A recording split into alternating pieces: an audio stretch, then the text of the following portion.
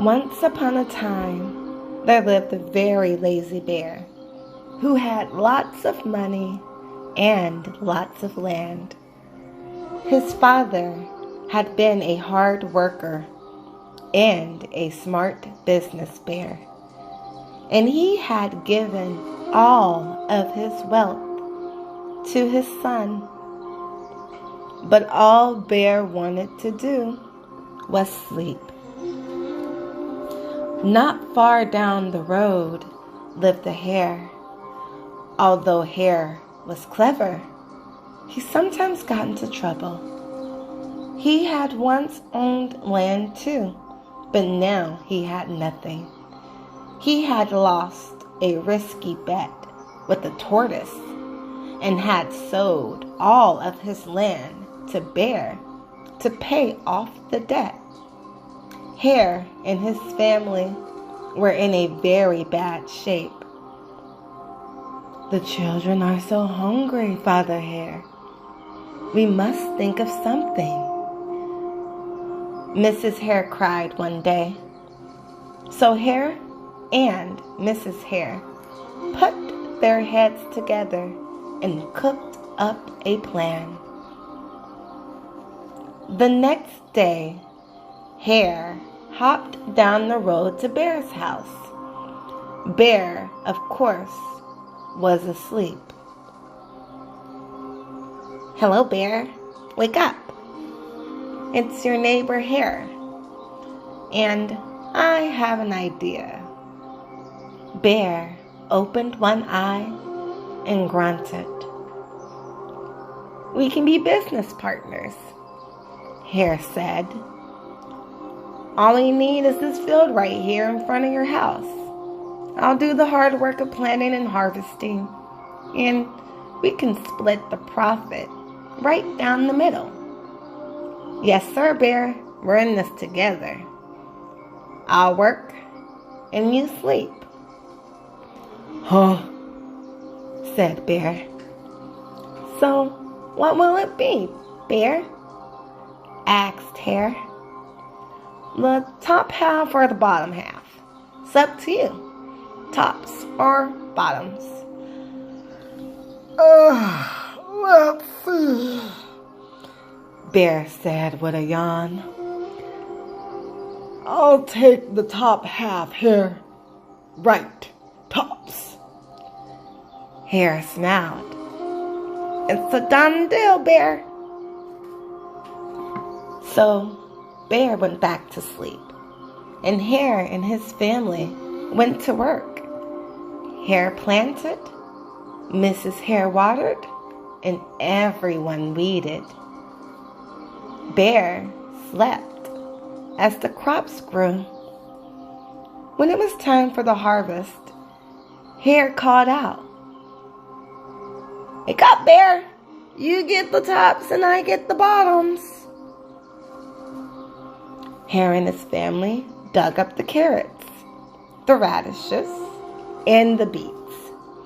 Hare plucked off all the tops, tossed them into a pile for Bear, and put the bottoms aside for himself. Bear stared at his pal.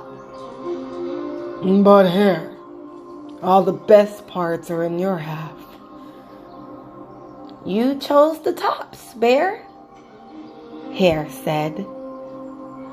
"Now, Hare, you've tricked me.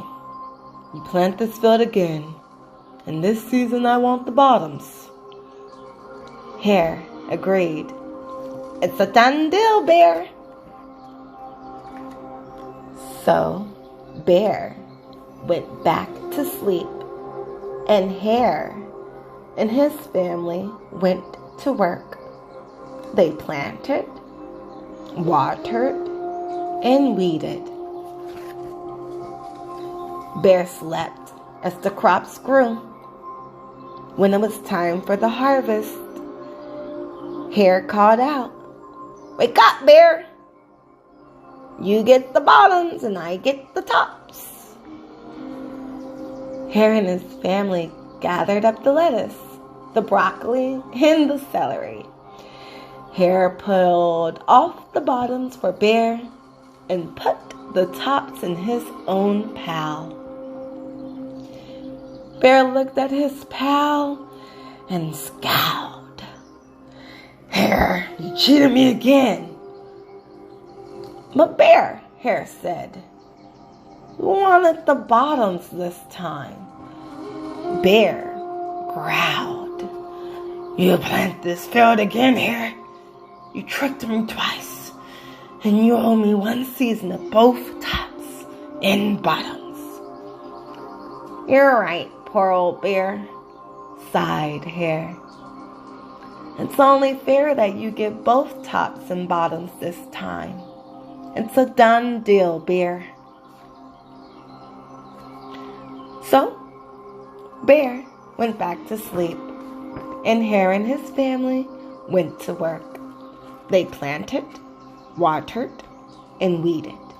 Then watered and weeded some more. Bear slept as the crops grew. When it was time for the harvest, Hare called out, Wake up, Bear! This time you get the tops and the bottoms. There, in front of Bear's house, lay a high field of corn. Hare and his family yanked up every corn stalk. Hare tugged off the roots at the bottom and the tassels at the top and put them in a pail for Bear. Then he carefully collected the ears of corn in the middle and placed them in his own pail. Bear rubbed his eyes and watched. See, Bear, you get the tops and the bottoms. I get the middles. Yes, sir, Bear. It's a done deal. By now, Bear was wide awake. That's it, Hare, he hollered. From now on, I'll plant my own crops and take the tops, bottoms, and middles.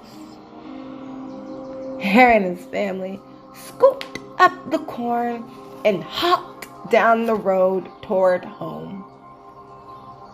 Bear never again slept through a season of planting and harvesting.